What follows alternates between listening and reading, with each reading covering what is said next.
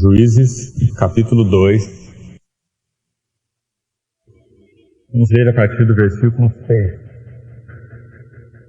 Havendo Josué despedido o povo, foram-se os filhos de Israel, cada um à sua herança, para possuírem a terra. Serviu o povo ao Senhor todos os dias de Josué, e todos os dias dos anciãos que ainda sobreviveram por muito tempo depois de Josué, e que viram todas as grandes obras feitas pelo Senhor a Israel. Faleceu Josué, filho de Num, servidor do Senhor, com a idade de 110 anos. Sepultaram-no no termo da sua herança, em Timnat-Heres, a região montanhosa de Efraim, ao norte do monte Gaás. Foi também congregada a seus pais toda aquela geração, e outra geração após deles se levantou, que não conhecia ao Senhor, nem tampouco as obras que fizera a Israel. Então fizeram os filhos de Israel o que era mal perante o Senhor, pois serviram aos Baalim. Irmãos, esse texto, ele vai, com a ajuda do Senhor, servir de base para, digamos que uma abordagem geral que eu gostaria de fazer hoje, e na próxima reunião um pouco mais a fundo, dentro dessa questão de avivamento. Nós temos, então, passado por essa série de alicerces da nossa confissão, e nós estamos estudando um pouco a respeito desse sexto grande alicerce da nossa fé, da fé cristã, da fé evangélica, o Espírito Santo. E já tivemos aí umas 4 ou 5 vezes estudando juntos esse assunto. Então eu disse aos irmãos que um dos desejos do meu coração era, no final, abordar um pouco sobre esse importante assunto relacionado ao avivamento espiritual, ou movido pelo Espírito Santo. Já disse, vou repetir, o motivo principal é que em todos esses anos de história da igreja, não é diferente hoje, em todos esses anos de história da igreja, muito tem sido dito a respeito de avivamento que não tem solidez escriturística, não tem base bíblica. Muita coisa em termos de movimentos, muita coisa em termos de agitações emocionais, puramente isso. Muita coisa voltada para homens específicos, chamados por tantos então de avivalistas. Nós vamos, quem sabe numa outra reunião, chegar lá. Mas se você conhece a história de Charles Finney, ele foi reconhecido como avivalista, como se onde aquele homem fosse, o avivamento fosse atrás. Esse é um erro que nós cometemos, porque avivamento é um mover soberano do Espírito Santo, e ele não é levado a região alguma. O avivamento não pode ser levado a lugar algum. O Espírito Santo, ele é derramado, ele sopra aquilo que do Senhor aquelas pessoas contêm. Ele não opera no nada, ele opera em uma base daquilo que o Senhor já tem dado, falado. Mesmo, como eu disse, que aquele povo em si, aquela esfera daquele povo de Deus esteja em uma condição de sequidão, quem sabe uma condição até beirando a apostasia. Algumas vezes foi assim. O Senhor, pela bondade, graça dele, fidelidade ao seu próprio nome, ele então soprou novamente aquelas brasas quase se apagando, e então renovou aqueles corações, não apenas no sentido de um senso de renovação, seja emocional ou até espiritual, mas operou naqueles espíritos, mentes, corações, afeições, em tudo que há em nós. Nosso Deus não opera esfaceladamente, Ele opera no homem integral, porque Ele nos salvou integralmente, espírito, alma e corpo. Espírito, mente, emoções, vontade e até mesmo o nosso corpo, né? Então, esse avivamento espiritual, quando é realmente do Senhor, do Espírito Santo, ele traz, irmãos, incondicionalmente algumas marcas. Eu creio que o importante é nós estudarmos essas marcas. Nós vamos procurar daqui a pouco chegar lá. Primeiro, pense um pouquinho sobre o texto que nós acabamos de ler. Nós não lemos um texto por pretexto, nós lemos um texto para estudá-lo. Então abra sua Bíblia em Juízes e veja o que está escrito aí. O texto que acabamos de ler. Juízes 2:6. Aqui está dizendo que Josué, um homem claro de Deus, um homem que caminhou debaixo da liderança de Moisés. A Bíblia diz que Josué, nesse texto, versículo 8, ele é servo do Senhor. Está escrito aí no versículo 8. Josué, filho de Num, servo do Senhor. Se você for consultar o livro de Deuteronômio, por exemplo, você vai ver que Josué também é chamado de servo de Moisés, servidor de Moisés. Veja a beleza dessas duas coisas. Moisés não tinha problema, aliás, Josué não tinha problema em ser servo de Moisés. Para ele isso era um prazer, porque ele sabia que Moisés era um homem de Deus. Então Josué é chamado de servo de Deus e de servo de Moisés. Josué recebe as duas designações. Mas veja que agora que Moisés partiu, Josué é chamado apenas de servo do Senhor, porque ele era um homem de Deus claro, com relação, claro no sentido de clareza espiritual mesmo, daquilo que estava no coração do Senhor e daquilo que estava no coração de Moisés. Josué ele foi então sucessor de Moisés. Ele sabia bem qual era aquele peso de Deus que estava no coração do próprio Deus, em primeiro lugar, e de Moisés. Então ele deu continuidade àquele encargo. Agora, irmão, veja o que aconteceu no relato de Juízes. Os irmãos já sabem, nós já estudamos esse livro, não faz tanto tempo assim. Aqueles que têm boa memória, guardaram nos seus corações, sabem que esse livro de Juízes é o livro mais negro de toda a Bíblia. É o livro de mais densas trevas. É o livro que mais retrata o período de obscuridade espiritual que a nação de Israel viveu. Eles estavam sendo governados, primeiro foram por Josué, o texto que acabamos de ler. Depois Josué morreu toda aquela geração que conhecia bem o Senhor, que conhecia Moisés, que conhecia Josué. Todos morreram e o povo então perdeu a trilha. Como diz exatamente esse texto que nós acabamos de ler até o verso 11. Eles perderam a trilha. Eles foram servir a deuses estranhos. Diz aí Baalins, né? Que é Baal no plural. Baal significa simplesmente Senhor no hebraico, né? Essa expressão Baalins é o plural de Baal. Significa que eles levantaram muitos deuses estranhos. Como diz no próprio livro de Juízes, em cada montanha, em cada alto, eles levantavam um altar para adorar deuses que não são.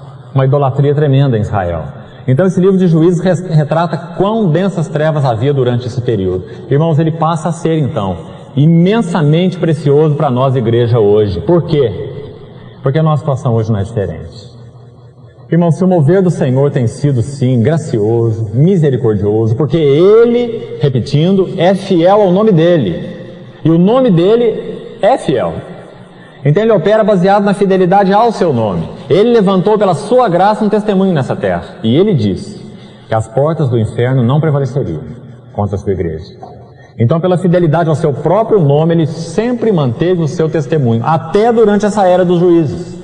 E durante todo o período, seja da nação de Israel, quando eles eram então testemunho, expressão terrena de Deus, o testemunho de Deus, seja na era da igreja, do Pentecostes para cá, 2000 anos. O Senhor sempre conservou o seu remanescente fiel. Mas, isso não muda o fato da nossa responsabilidade, o fato do nosso pecado, o fato da facilidade que nós temos de nos distrairmos do Senhor, imensa facilidade, né, com que nos distraímos dele, nada disso muda, embora o Senhor seja fiel. Mas, irmãos, em nossa falência, o Senhor continua sendo fiel.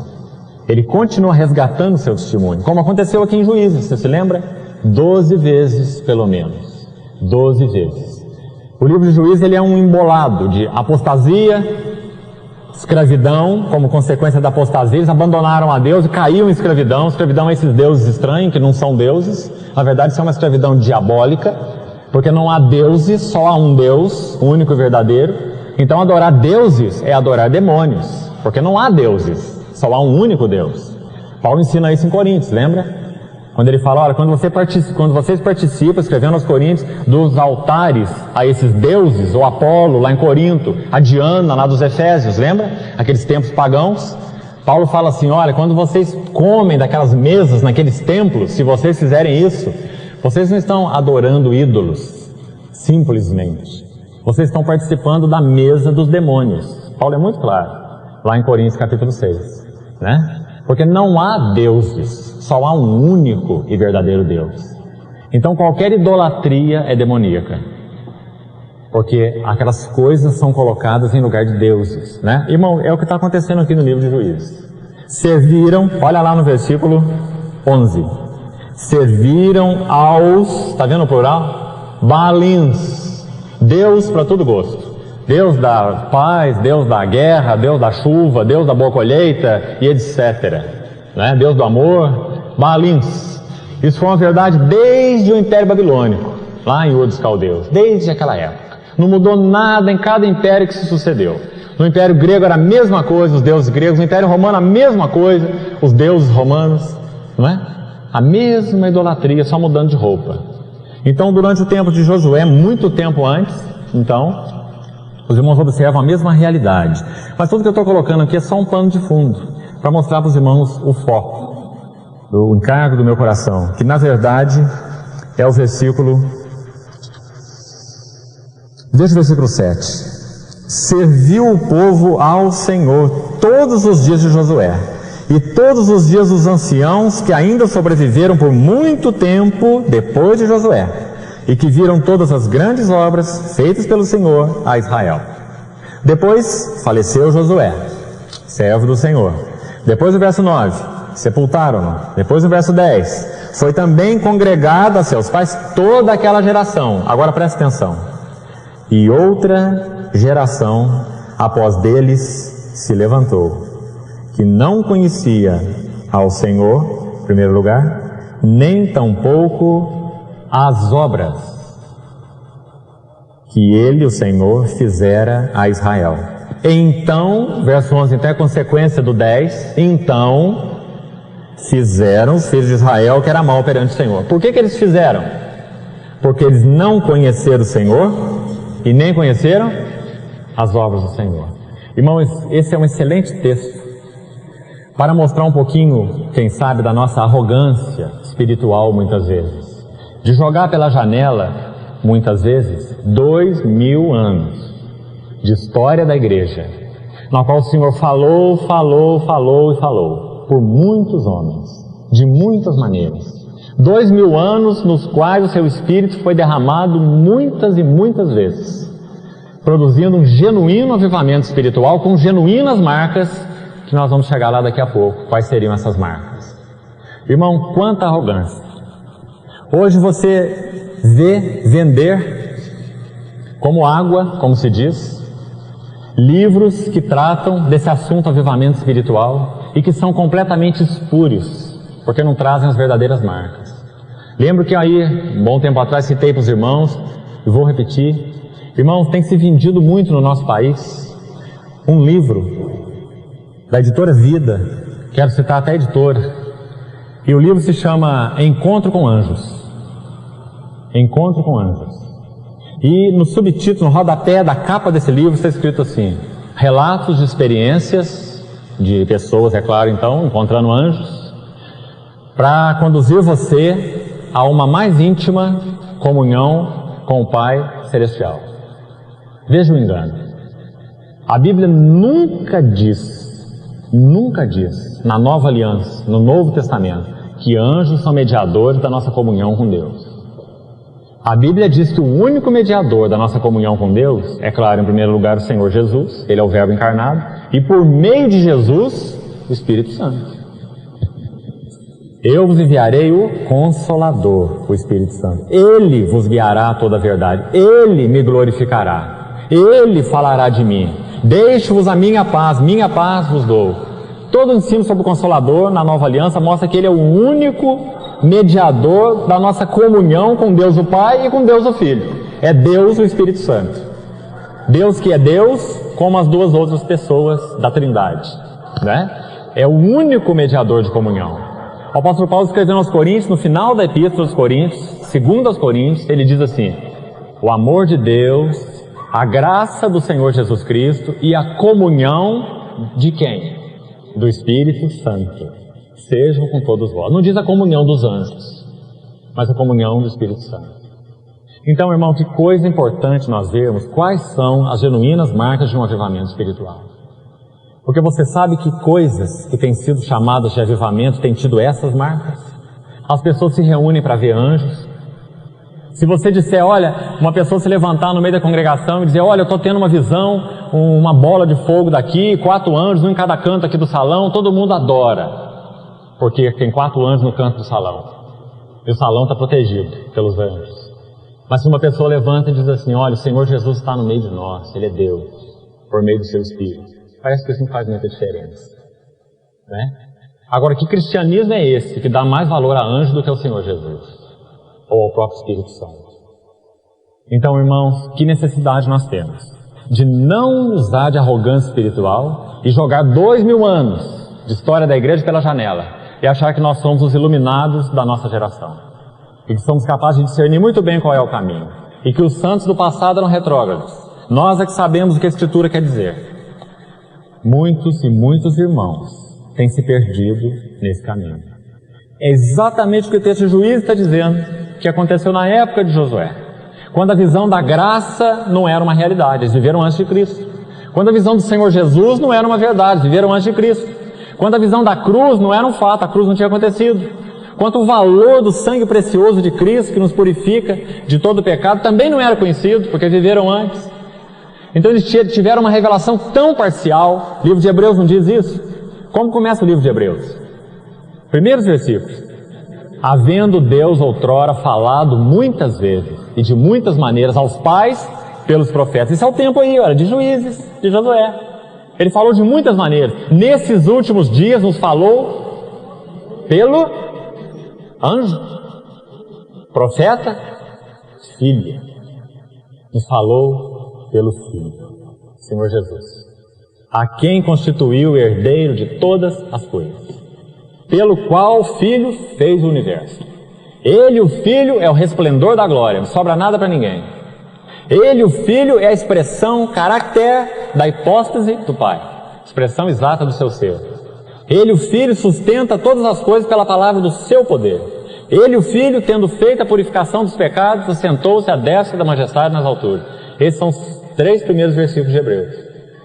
Tendo se tornado tão superior aos anjos, quanto herdou mais excelente nome do que todos eles. Olha que clareza, irmão. A diferença entre Jesus e os anjos. Hebreus 1, de 1 a 4. Então, irmãos, meu encargo, ao estudarmos hoje, talvez na próxima reunião também, esse assunto avivamento espiritual, é que nós vejamos do privilégio que temos de olhar para trás, 2000 anos, o Espírito Santo, o Pentecostes já aconteceu há 2000 anos, ele habita na igreja, esse Espírito do Senhor. E o que ele operou na igreja esses 2000 anos? Nós podemos olhar para trás e ver. Irmão, há poucas coisas mais gloriosas para nós mortais do que estudar a história da igreja. Há poucas coisas mais gloriosas. Porque você vai ver, na verdade, a história do Senhor Jesus por meio do Espírito Santo. Você vai ver que o Senhor que morreu e ressuscitou, Ele derramou o seu Espírito por meio do qual Ele mesmo está conosco. Não foi isso que Ele falou? O livro de Atos, você sabe, no original, ele se chama apenas Atos. Ele não chama Atos dos Apóstolos. Ele se chama apenas Atos. Porque, na verdade, esse nome Atos dos Apóstolos não é muito bom. Eu penso que o melhor nome para o livro realmente seria Atos do Espírito Santo, ou Atos do Cristo ressurreto, por meio do seu corpo, que é a igreja, né? Então, quando você lê o livro de Atos, você vê o próprio Senhor Jesus, na pessoa do Espírito Santo, caminhando através dos santos. Foi isso que Paulo viu quando ele caiu naquela estrada de Damasco, tocando na igreja, perseguindo a igreja, matando cristãos, né? Quando o Senhor se revelou a ele disse assim, quando ele perguntou, quem és tu, Senhor? O Senhor disse para ele, eu sou Jesus, Saulo, eu sou Jesus, a quem você está perseguindo. Mas Saulo nem mesmo conheceu Jesus antes da sua ressurreição, né? Como que ele estava perseguindo Jesus? Porque ele estava perseguindo a igreja. E perseguir a igreja é perseguir a Cristo. Porque Cristo e a igreja são um. Ele habita na igreja por meio do seu Espírito, não é? Então o livro de Atos são os atos do Cristo ressurreto, ou os atos do Espírito Santo, por meio da igreja e por meio dos apóstolos. Mas não só dos apóstolos. O livro de Atos fala muito mais das igrejas do que dos apóstolos, né? Como os irmãos viviam, a realidade de cada igreja, cada localidade. Então, quão importante é vermos isso. Nós temos então 2000 anos para colhermos essas marcas e não nos deixarmos enganar. Versículo 10 desse texto diz que se levantou uma outra geração soberba espiritual. A capacidade que nós temos de desvio, né? Morreram os velhos, agora nós somos bons. Nós somos a nova geração. E hoje você escuta muito essa palavra. Nova unção, nova onda. Irmão, eu não sou velho, mas tenho idade suficiente para ver como essas modas, elas nada significam. Me lembro há 15 anos atrás, quando se dizia que um mover muito especial do Espírito Santo estava acontecendo no seio da igreja, do cristianismo. E nesse mover, a coisa principal que o Espírito Santo fazia era conceder dentes de ouro para as pessoas. Esse era o mover principal do Espírito Santo, conceder dentes de ouro. E uma vez examinei uma pessoa dessa na minha clínica, que disse que tinha certeza que ela recebeu o dente de ouro na reunião. Eu fui examinar, tinha um trabalho de ouro lá furado 10 anos atrás, e mal feito ainda, na boca da pessoa, que tinha achado que tinha recebido um dente de ouro na reunião de oração. Irmão, eu não estou sendo nem cínico e nem sarcástico, eu só quero ser realista, para que os irmãos vejam a capacidade de engano que eu e vocês temos. Todos nós, ninguém escapa disso, a não ser que nós tenhamos esse fiel da balança, uma solidez escriturística e uma humildade para olhar 2000 anos de história e saber que o Senhor tem nos falado pela história. Nós não somos os tais na nossa geração. Nós estamos em cima de ombros que estão em cima de outros ombros, que estão em cima de outros ombros, que estão em cima de outros ombros, nesses 2000 anos. Nenhum de nós é original. O único que foi original foi o Senhor Jesus. Todos nós pregamos o que Ele ensinou. Então, quanta soberba e quanta arrogância há no meio do povo de Deus. E, consequentemente, quanto engano. Exatamente por causa disso, né? Então, vamos buscar diante do Senhor humildade para sondar um pouco desses 2000 anos. Começando hoje, e se o Senhor permitir, terminando uma outra reunião. Eu queria citar para os irmãos algumas marcas de um genuíno avivamento. Abra sua Bíblia, embora a gente não vá ler, mas eu gostaria que você tivesse na sua frente o texto. Neemias, capítulo 8. Neemias, capítulo 8. Se você ler de 1 a 12, Neemias, capítulo 8, você vai ver um relato de um maravilhoso avivamento espiritual. Neemias 8. É um avivamento espiritual. Porque o que está acontecendo aqui em Neemias? O povo de Deus, quando foi levado cativo para o cativeiro da Babilônia, por disciplina de Deus, durante 70 anos, irmãos se lembram, eles foram para lá de ver um número imenso de cativos. Quando, depois da disciplina de 70 anos, o Senhor usou Ciro, rei da Pérsia, para editar aquela proclamação de libertação do povo, na verdade uma libertação voluntária, porque aquele edito real dizia que aqueles que quiserem poderiam retornar para Israel. Ele não deu ordem para que eles retornassem. Ele deixou isso à escolha deles. Quem quiser pode subir para Israel, voltar para lá onde você estava, edificar a casa do Senhor. Ele deu ajuda, deu até provisões, mas ele não decretou que ninguém fosse. E o relato de Esdras, no primeiro capítulo, diz assim, que aqueles que voltaram para lá foram aqueles dos quais Deus despertou o Espírito. Esdras 1:5. Deus despertou o Espírito de alguns. Irmão, uma das palavras mais sérias no livro de Esdras é essa palavra alguns. Porque nós ficamos nos perguntando com relação a essa palavra. Senhor, por que não todos? Porque não todos os israelitas não eram babilônicos, eles eram israelitas. Eles não adoravam os deuses da Babilônia. Eles adoravam o Deus de Israel, só que na Babilônia. Na Babilônia inventaram a ideia das sinagogas. Se juntavam 10 famílias, né? E constituíam uma sinagoga, onde eles podiam ler a lei, cantar os cânticos, fazer suas orações. Era uma religião que apaziguava a consciência. mas que não tinha realidade espiritual, porque não tinha o altar, não tinha o sangue, o animal oferecido, o centro do culto não tinha. Eles não tinham o centro, o resto eles tinham. Parece a igreja de hoje. A igreja hoje não tem o essencial, o resto ela tem, né? Ela tem pregação que dá tiro para tudo quanto é lado, que promete um mundo de coisas, que barganha com Deus um mundo de coisas, né? Mas não tem o essencial. E enquanto a igreja tiver tudo menos o essencial, Satanás vai se alegrar muito.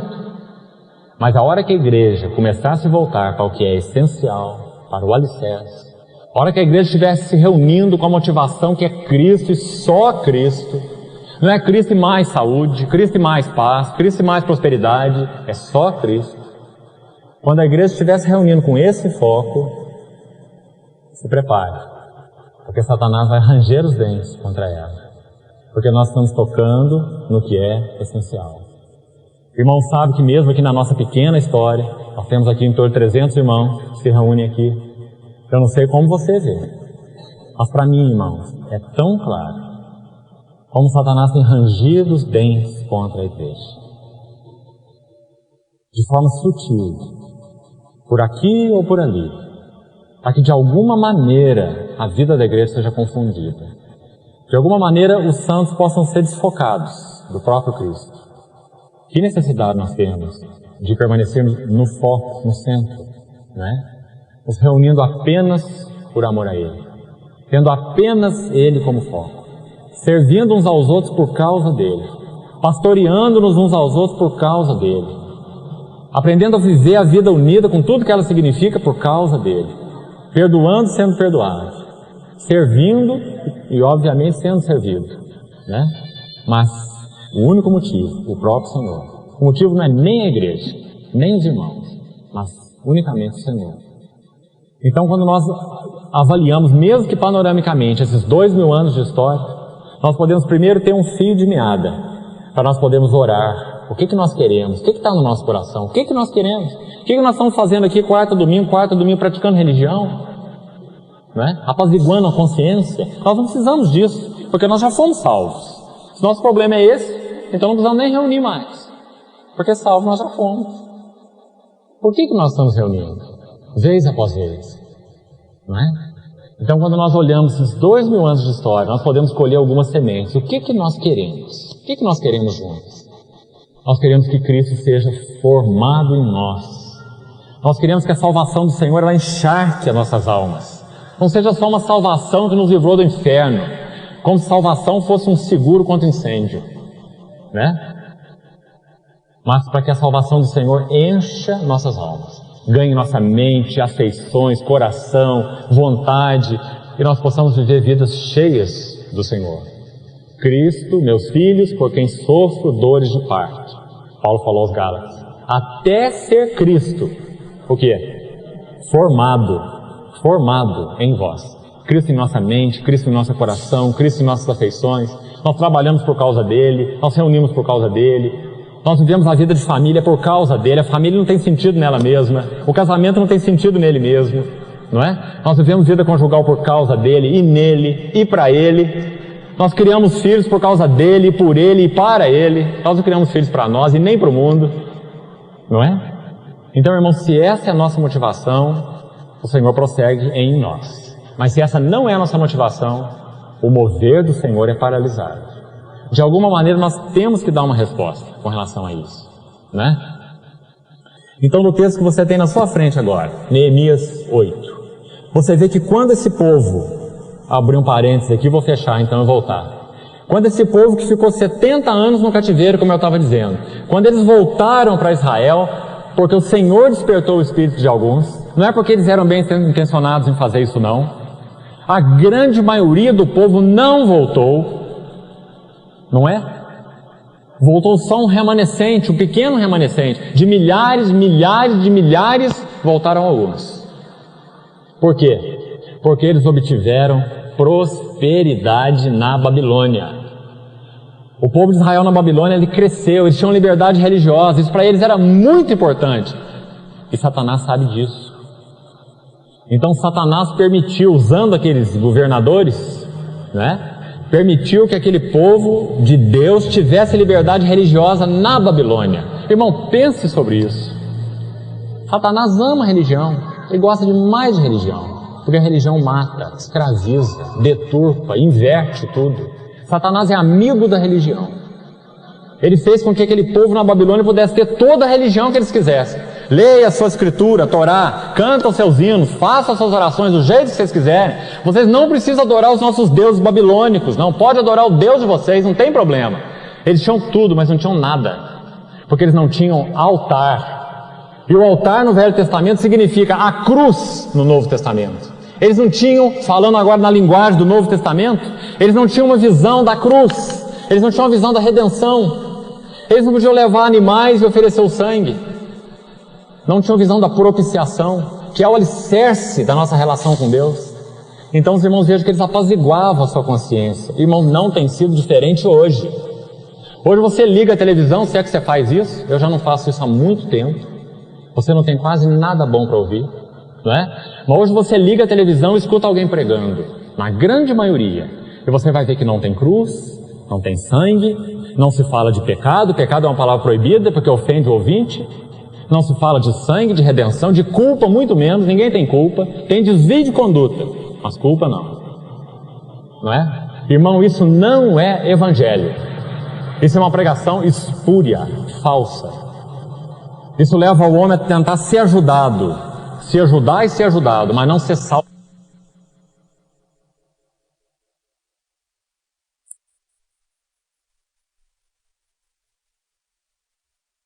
Pecadores, inimigos de Deus, e que não temos conserto nenhum. Mas a pregação de hoje não fala isso. A pregação de hoje não diz que ninguém é pecador, que ninguém necessita de redenção, que Jesus veio para ajudar e não para salvar. Quando se fala em Jesus, quando não se fala apenas em dinheiro, prosperidade e saúde, não é? Então, irmão, nós estamos vivendo dias muito difíceis, como igreja em geral, muito sérios. E há necessidade que nós estejamos respondendo ao Senhor. Nosso irmão Mac esteve conosco aqui no final de semana, além de tanta coisa gloriosa da parte do Senhor que Ele nos trouxe. Uma frase me marcou muito no que ele disse. E eu queria repetir para vocês. Nosso irmão disse que nesses dias do fim que nós temos vivido, e quem de nós não percebe isso, nesses últimos dias, da vinda do Senhor, da segunda vinda do Senhor, tão próxima, iminente, às portas. Nosso irmão disse que nesses dias, então, que a igreja tem vivido, se nós não estivermos cultivando uma vida interior robusta com o Senhor, dia a dia, nós não teremos condições de perseverar. Porque hoje nós estamos vivendo ainda de uma forma leve. De alguma maneira as nossas aflições e provas estão muito light, mas virão dias difíceis. Virão dias em que, se o Senhor não tirar a sua igreja para Ele antes, nós estaremos até mesmo fora do mercado de trabalho. A Bíblia diz que não poderão comprar e nem vender. Isso é estar fora, riscado do mapa do trabalho e do mercado. Não poderão comprar e nem vender, a não ser que tragam nos seus corpos a marca da besta e o número do seu nome. Você vai fazer parte disso? Se você não fizer parte, se você for fiel ao Senhor, você vai ficar fora do mercado. Você vai precisar, quem sabe, voltar na terra, em comunidades rurais, para plantar e colher e comer da terra. Porque os cristãos não poderão comprar e nem vender. Irmão, você já viu um pequeno chipzinho chamado Mondex? Abreviatura de mão direita, Mondex, em latim, mão destra, mão direita. Você já viu um chipzinho do tamanho de um grão de arroz mínimo, que está sendo implantado depois de gastar milhares de dólares em estudos médicos para saber onde que ficava melhor implantar esse chip? Fizeram estudos, médicos americanos, e concluíram que o melhor lugar para implantar esse chip é na mão direita e na fronte. O que está escrito em Apocalipse. Gastar dinheiro à toa, era só ler Apocalipse, né?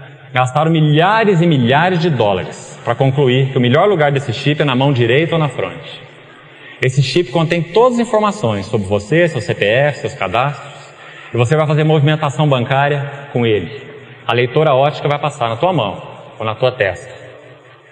Para você comprar no supermercado, colocar gasolina no carro, enfim, viver uma vida normal, como você usa hoje o cartão. Nós estamos vivendo prestes a esses dias. Esse dispositivo já está sendo implantado em milhares de pessoas pelo mundo. Você sabia? Irmão, olha os dias que nós estamos vivendo. Olha os dias que nós estamos vivendo. Quando isso for compulsório, você vai se submeter? Quando isso for compulsório? Olha, ou você implanta isso aqui ou você está fora, não tem condição, não tem outra maneira mais. Você vai se submeter? Talvez isso inicialmente seja muito sutil. Isso seja simplesmente uma troca. Olha, você não tem um cartão aí na sua bolsa, seu cartão de crédito? Qual que é o problema? Você vai ter o mesmo cartão agora subcutâneo, na tua pele. Só vai mudar o lugar. Em vez de andar na carteira, vai andar debaixo da pele. É o mesmo cartão, não é? Então talvez isso venha de uma forma sutil, mas nós estamos claros com relação a isso. Nós estamos claros. E nós não vamos nos submeter a isso. E não se submetendo a isso, nós estaremos cada vez mais fora. Irmãos, nós estamos vivendo esses dias. Imagina quando João escreveu isso, 2000 anos atrás. Como é que o João podia entender isso? Marca na mão direita, marca na fronte, o número da besta, o número do seu nome. Como João podia entender isso? Ele não podia entender. Mas nós agora entendemos muito bem. Estamos vivendo nos dias nos quais isso está prontinho. Né? Na hora exata, dentro da soberania de Deus, isso será liberado. Grande tribulação, a palavra diz. Tal qual nunca houve sobre a terra antes e nunca haverá jamais. Grande tribulação. Será que nós estaremos aqui? Nós não sabemos. O Senhor poderá arrebatar sua igreja antes disso? Sim, poderá. Mas poderá não também. E se a igreja ficar aqui, serão dias de muito sofrimento. O irmão não tenha dúvida disso. Então, irmão, voltando ao que nosso irmão Mac falou, cultive sua vida com o Senhor, diariamente. Cultive sua vida aos pés do Senhor. Derrame seu coração para Ele. Permita que o trabalho da graça, do Espírito, da Palavra de Deus vá fundo em você. Mude todo o seu ser. Irmão, porque esse mundo não sabe nada disso. Ele ignora essa história.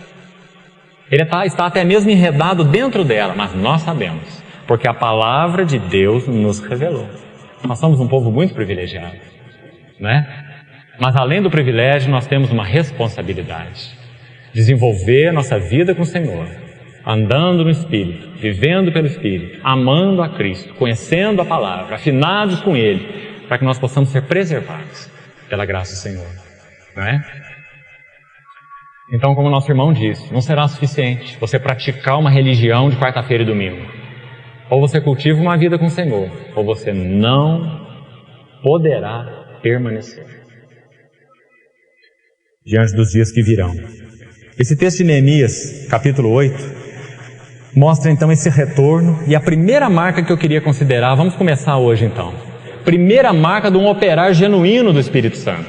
Um operar que realmente entroniza o Senhor Jesus. Uma operação que glorifica realmente o Espírito Santo, e não homens, não movimentos, não ideias, não unção nova e moda nova, milagre novo, mas o mover genuíno do Espírito Santo. Qual é a primeira marca? Irmão, não vou ler esse texto só para ganhar tempo, porque inclusive você conhece muito bem. Quando Neemias, que liderou o terceiro retorno daquela leva de cativos da Babilônia, o primeiro foi com Zorobabel, o segundo foi com Esdras, o terceiro foi com Neemias. Neemias voltou, o templo já estava acabado, Esdras já tinha construído o templo, edificado, trazido mais sacerdotes, embelezado a casa, tudo isso Esdras fez. Aí Neemias vem com a terceira leva de cativos. O que ele faz, Neemias? Edifica os muros. O ministério de Neemias está ligado aos muros, não é? Esse texto de Neemias 8 diz que Esdras agora, o que veio antes dele, Esdras, ele toma a lei, foi contemporâneo de Neemias, né? Ele toma a lei, a palavra de Deus. As escrituras do Velho Testamento, é claro, na época. E o que ele faz aí em Neemias 8? O que Esdras faz?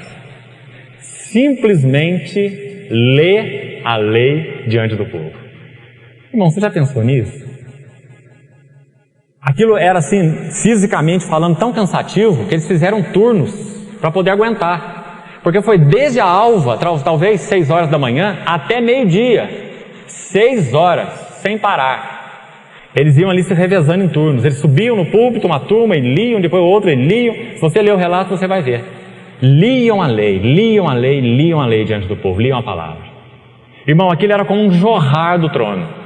É como a visão da Nova Jerusalém lá em Apocalipse, aquele rio que flui do trono de Deus. Aquele púlpito era como se fosse um trono, e aqueles homens como se fosse aquela água, fluindo da palavra. E você vê o resultado no final da narrativa, olha, verso 9, finalzinho do verso 9, todo o povo chorava ouvindo as palavras da lei. Versículo 10, no finalzinho, Neemias diz: esse dia é consagrado ao Senhor, portanto não vos entristeçais, porque a alegria do Senhor é a vossa força. Por que havia essa alegria do Senhor aqui? Primeira marca então, irmão, primeira mesmo, a mais excelente marca do genuíno avivamento promovido pelo Espírito Santo.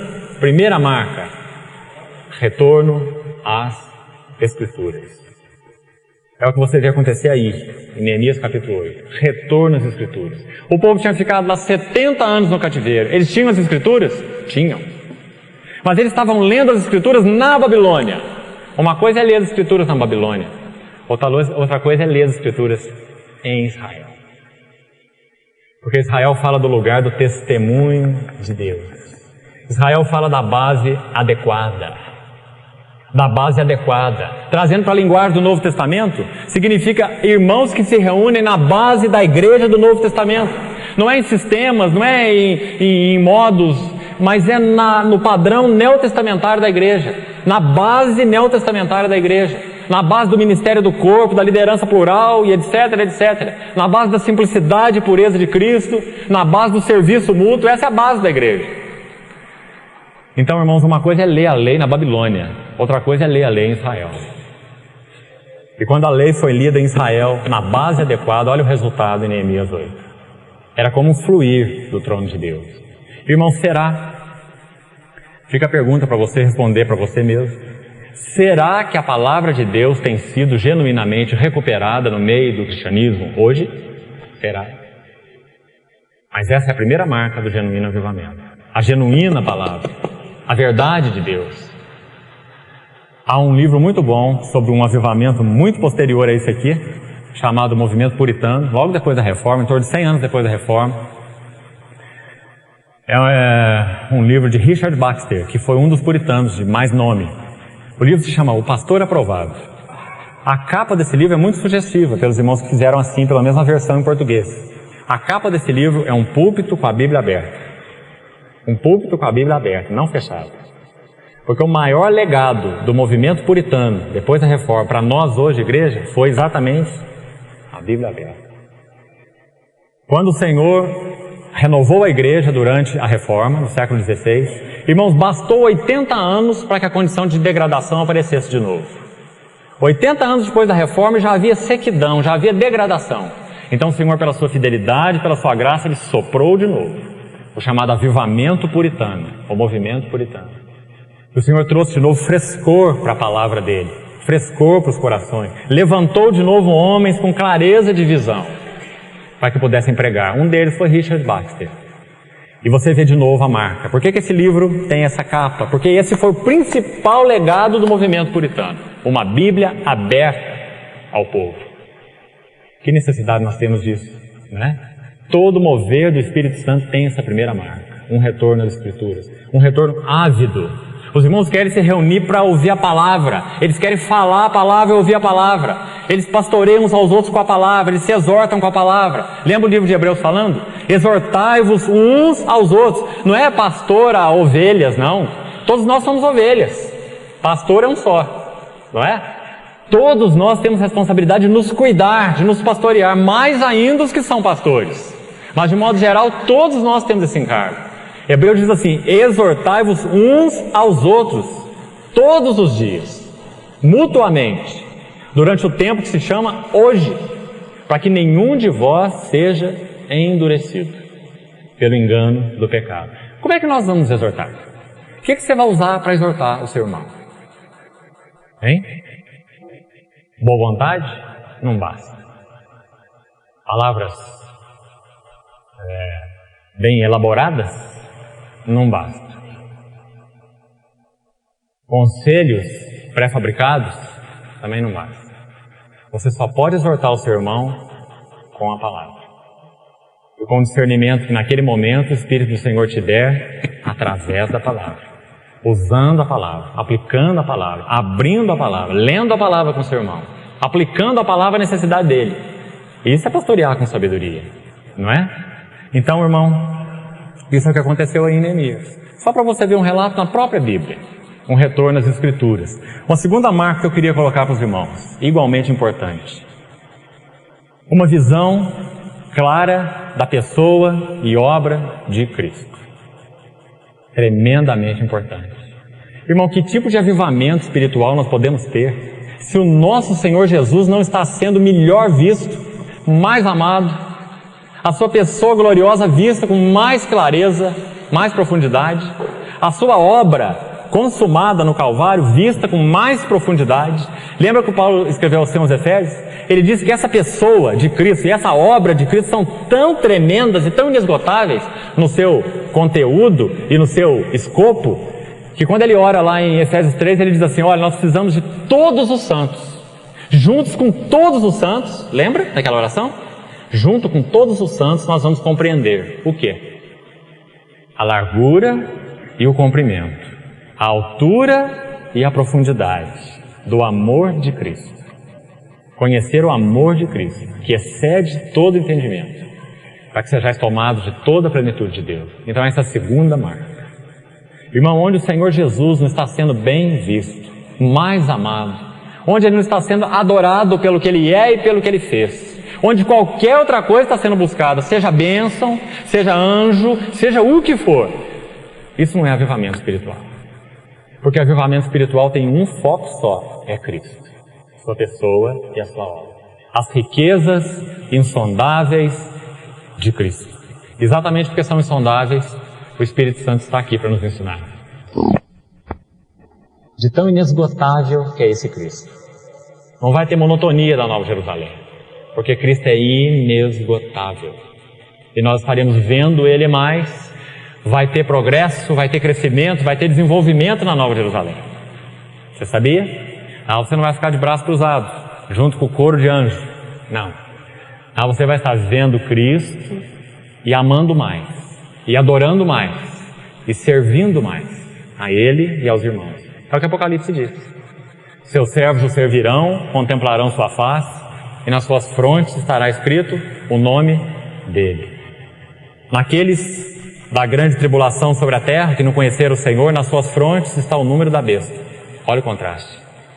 Mas naqueles que conhecem o Senhor, nas suas frontes está o nome dEle, a Nova Jerusalém. Veja o contraste. Então, irmão, essa é a segunda marca. Uma visão fresca, nova de Cristo. É marca de avivamento espiritual. Terceira marca, a última que eu vou colocar hoje para a gente encerrar por hoje. Arrependimento. Essa é uma marca extremamente importante. Irmão, é impossível estar havendo um genuíno mover do Espírito na vida da igreja sem que haja arrependimento. Se o Espírito de Deus está se movendo na vida da igreja, há arrependimento. E há arrependimento cada vez mais profundo. Aquelas coisas que você considerava sem importância na sua vida por um motivo ou por outro, você passa a ver qual o devido lugar dela. Se ela realmente está agradando o Senhor ou se ela está ofendendo o Senhor. Mesmo, e esse é o ponto que eu queria enfatizar, mesmo que seja algo lícito. Paulo disse assim: todas as coisas me são lícitas, mas nem todas me convêm. Todas as coisas me são lícitas, mas eu não me deixarei dominar por nenhuma delas. Né? Então, irmãos, essa é uma outra marca do avivamento. Arrependimento. É exatamente porque o Espírito Santo promove o retorno às Escrituras, primeiro, exatamente porque o Espírito Santo promove uma visão mais clara do Senhor Jesus, sua pessoa e sua obra, é aí que a terceira marca acontece, arrependimento. Porque eu vou vendo melhor a Ele, eu vou vendo melhor a mim, não é? Não há como eu crescer no conhecimento de Deus sem crescer no conhecimento de mim mesmo. Essas duas coisas andam juntas. A mesma medida da luz que eu tenho sobre Ele, eu tenho sobre mim, não é? É sempre assim. Isso é uma regra, espiritualmente falando. Então o arrependimento não poderia deixar de ser a terceira marca. nós vamos nos arrependendo cada vez mais profundamente. Quem sabe aquela maneira de falar, quem sabe aquela maneira de agir, quem sabe aquela maneira de relacionar, quem sabe aquela resposta que você dá, quem sabe aquele tom de voz, né? Que você antes considerava sem importância, agora você vê diferente, porque você está sendo levado a níveis mais profundos. Isso é marca de avivamento espiritual. Então, meus irmãos, vejam que as marcas, a gente vai prosseguir, tem mais, nas outras reuniões. Mas, irmãos, vejam que, de modo geral, as marcas, elas têm a ver, em primeiro lugar, com Cristo mesmo, Ele e a Sua Palavra, e em segundo lugar, conosco, sempre, com Ele e conosco. Se não há essas marcas definidas com relação a Ele, e não há as marcas definidas que nós vamos ver com relação a nós, não há avivamento nenhum.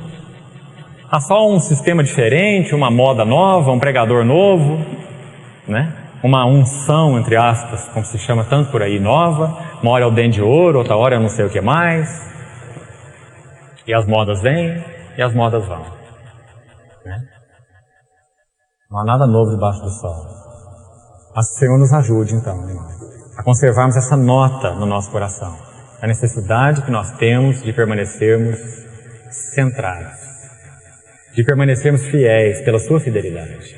Porque virão dias, se nós aqui permanecermos como igreja, em que, sem sombra de dúvida, nós seremos infinitamente mais provados do que temos sido até então. E você não vai ter como improvisar nada naquele dia. Você vai ter só o que você tem. E você só poderá ser ajudado pela graça especial do Senhor. Pela provisão da graça especial mesmo. Especial para dias difíceis. Especial para dias de tribulação. Como o Senhor concedeu aquela graça especial à igreja primitiva. Quando Tiago foi passado ao fio da espada, decapitado, Pedro foi preso e etc. O Senhor concedeu graça especial. Ele faz isso. Mas graça especial não é milagre, não. A graça especial atua sobre aquilo que nós temos, sobre aquilo que já temos cultivado com o Senhor. E isso é importante. O Senhor nos ajude a não vivermos esses dias descuidadamente, mas buscando sim e orando por isso, por um genuíno avivamento espiritual. Sim, nós devemos orar. Senhor, derrama o Teu Espírito nesses dias. Senhor, aviva a Tua obra nesses dias. Senhor, traz as genuínas marcas para nós. Nós queremos isso. Nós não queremos barulho, nem emocionalismo, nós queremos avivamento espiritual, com as marcas do genuíno avivamento. O Senhor nos ajude a clamar, a orar por isso. Amém. Pai, muito obrigado, porque acima de tudo o Senhor é fiel. Nós sabemos, Senhor, que de tantas formas e tantas vezes nós somos infiéis. O Senhor permanece fiel porque o Senhor não pode negar-se a si mesmo. Mas nós queremos orar sobre nós, Senhor, juntos agora, e pedir pela Tua imensa bondade e graça, que o Senhor nos salve de nossa infidelidade, Senhor. Cure-nos da nossa infidelidade. Cure-nos da nossa procrastinação, Senhor. Ajuda-nos a viver com diligência o dia que se chama hoje, para que não sejamos endurecidos pela sutileza e engano do pecado. Obrigado porque há no Teu coração, Senhor, o desejo de conservar o Teu testemunho fresco nesses dias. Nós pedimos ao Senhor que, pela Tua misericórdia, Senhor, nos conserve fiéis, para que possamos fazer parte desse remanescente fiel. Nos ajuda, Senhor, a estarmos claros com relação ao dia em que vivemos, esses dias do fim, não estarmos iludidos, confusos, enfeitiçados, mas nos dá clareza, Senhor, clareza do tempo que estamos vivendo, para que possamos Te agradar em tudo, Senhor. Fortalece-nos para passar dias de tribulação, Senhor. Fortalece, nós precisamos de Ti, Senhor. Capacita-nos, habilita-nos para sermos testemunhas do Teu nome, sem medo. Nós dependemos de Ti, Senhor. Pedimos um trabalhar mais profundo da Tua palavra nos nossos corações, Senhor. Quanto precisamos, Senhor. Muda tudo que há em nós. Salva-nos de nós mesmos, Senhor. Te pedimos, pela glória do Teu nome. Em nome de Jesus. Amém.